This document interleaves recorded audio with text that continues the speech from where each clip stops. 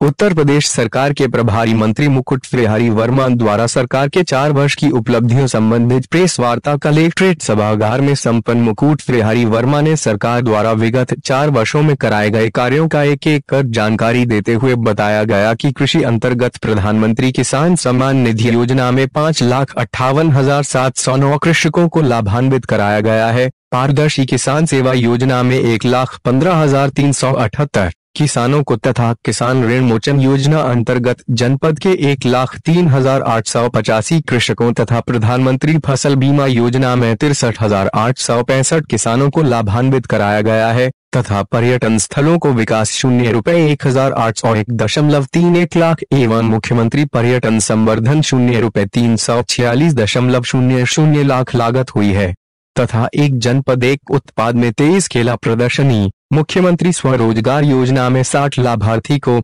विश्वकर्मा श्रम सम्मान योजना में 450, प्रधानमंत्री रोजगार सृजन कार्यक्रम में 70, प्रधानमंत्री मुद्रा ऋण योजना में ₹1.50 करोड़ लाभार्थियों को लाभान्वित कराया गया।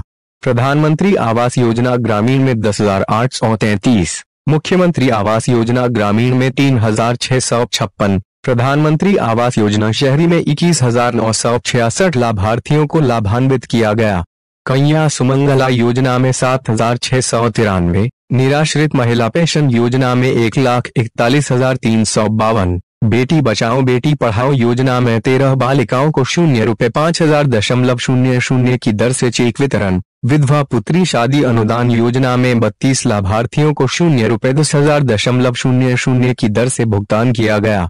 मुख्यमंत्री सामूहिक विवाह योजना में 15,341 लाभार्थियों को लाभान्वित किया गया एवं स्वच्छ भारत मिशन ग्रामीण में 3,41,241, सामुदायिक शौचालय 872, स्वच्छ भारत मिशन नगरीय 22,395 लाभार्थियों को लाभान्वित कराया गया। बाइट उत्तर प्रदेश सरकार के प्रभारी मंत्री मुकुट बिहारी वर्मा। मोहन वर्मा, ब्यूरो चीफ संचार 24 न्यूज चैनल, कुशीनगर। किस तरह की उपलब्धियां विशेषकर कुशीनगर को ध्यान में रखते हैं क्या कुशीनगर को दृष्टि में दौड़ाएंगे तो आपको लगेगा एक्सप्रेस वे जो बन रहा है गोरखपुर तक जो जोड़ा जा रहा है उसकी सुविधा आपको दिल्ली से यहाँ तक सीधे आने का मिलेगा। यहाँ पर्यटन का जो बढ़ावा मिला है वह अद्भुत है। पूरे उत्तर प्रदेश में किसी दूसरे जिले को इतना बड़ा पर्यटन की दृष्टि से सौभाग्य नहीं मिला है। आप एयरपोर्ट की चर्चा करेंगे उसमें भी आपका बहुत अच्छा स्थान है। सड़कों के मामले में भी आपको बहुत अच्छा स्थान मिला है। माने हर दिशा में आप बढ़े हैं। जितना भी हमने उत्तर प्रदेश में किसी के लिए किया है, हमको बन टांगिया के माध्यम नहीं मामला पता है कि यहाँ है कि नहीं है। तो सामान्य रूप से उत्तर प्रदेश में जो हमारी सोच है कि हम किसानों की आय दुगनी करना चाहते हैं उस दिशा में हम बढ़ चले हैं और उसमें एक जो तीसरा मार्ग हमने तय किया है कि दूना नहीं अब तिगुना करना चाहते हैं। तिगुना करने के लिए उनको दूसरे और सारी चीजें जोड़ना है। उसमें आपके कुशीनगर को बड़ा महत्व है कि इन्होंने केला जैसा अपना जो रोक लगा के रखा है। केले को जितना ही बढ़ावा देंगे अब किसान की आय दूनी नहीं तिगुनी होगी यदि केला को हम और बढ़ावा देकर केवल केला खाने में ही का उपयोग ना आए, केले को कपड़ा बनाने में, केले के पानी को खाद बनाने में, इन सारी चीजों में हम उपयोग करेंगे तो निश्चित रूप से उसके एक एक पत्ते का एक एक उसका उपयोग हो जाएगा। सबका पैसा मिलेगा, हमारी आय बढ़ेगी। अभी आपने कहा कि दूध उत्पादन में भारत नंबर 1 हो गया है, लेकिन उत्तर प्रदेश में गौ संवर्धन के लिए या गौशाला के लिए जितनी भी बैंक से पिछली सरकार में जो योजनाएं थी वो आज की डेट में एक भी पास नहीं हो रही है। इस जिले में आपको लगता है कि गौ सेवा के लिए कोई भी लोन सेंक्शन नहीं हुआ। गौ सेवा में हम लोगों ने जितना बड़ा काम किया है, शायद हमारी सरकार आने के पहले लोगों ने इस प्रकार का देखा नहीं हुआ कि इतने जानवर सड़क पर हों। केवल इसलिए जानवर सड़क पर आ गए थे क्योंकि हमने गोहत्या पर प्रतिबंध लगा दिया। लेकिन उसके साथ गोहत्या पर प्रतिबंध माने पहले भी था, लेकिन हम उसको कड़ाई से उसका पालन करवा रहे थे। लेकिन उसके बाद आज आपको ये मिलेगा उन सभी बेसहारा गोवंश को हमने आश्रय दिया है, सभी जगह गौशाला बनी है और आने वाले दिनों में हमारा लक्ष्य है हम प्रत्येक गांव में, न्याय पंचायत में तो बनी गई है, प्रत्येक गांव में हम गौशाला मनरेगा के तहत गौशाला बनाएंगे, जानवरों को वहाँ रखेंगे और उनको आवास देंगे, भोजन देंगे। बहुत सारे लोग स्वावलंबन के लिए गौपालन किए थे, उनको पिछली सरकारों से जो सुविधाएं मिलती रही। मेरा सीधा प्रश्न है कि आपकी तरफ से उनको कोई सुविधा मुहैया नहीं हुई है और कोई लोन सेंक्शन नहीं हुआ? नहीं, उनको सुविधा उनको नहीं। हमने तो नई एक योजना ये किया है कि हम प्रत्येक एक व्यक्ति 3 गाय रख सकता है। 30 रुपया प्रति गाय के हिसाब से 900 रुपया उसको मिलेगा।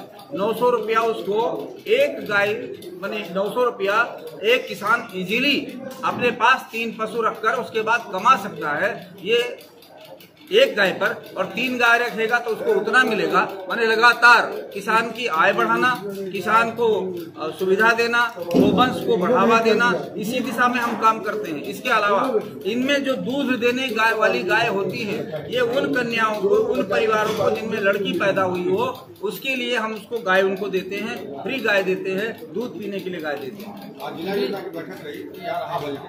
हमारा 486.99 करोड़ का बजट था। सारा बजट पास हुआ है, बड़े आराम से पास हुआ है, मैंने बहुत पीसफुली सारा बजट पास हुआ है।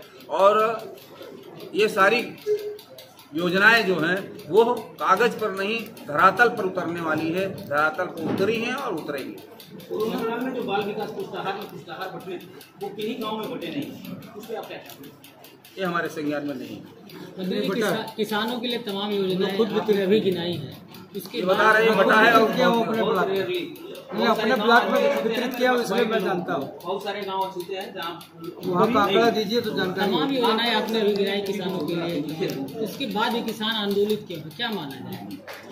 देखिए, जहाँ तक किसान का प्रश्न आप करते हैं, इस समय किसान के पास गेहूं लगा हुआ है काटने के लिए, गन्ना, सारे उसमें परेशान है किसान कहीं आंदोलन नहीं कर सकता। आंदोलन जो कर रहे हैं या तो राजनेता हैं या किसान नेता हैं।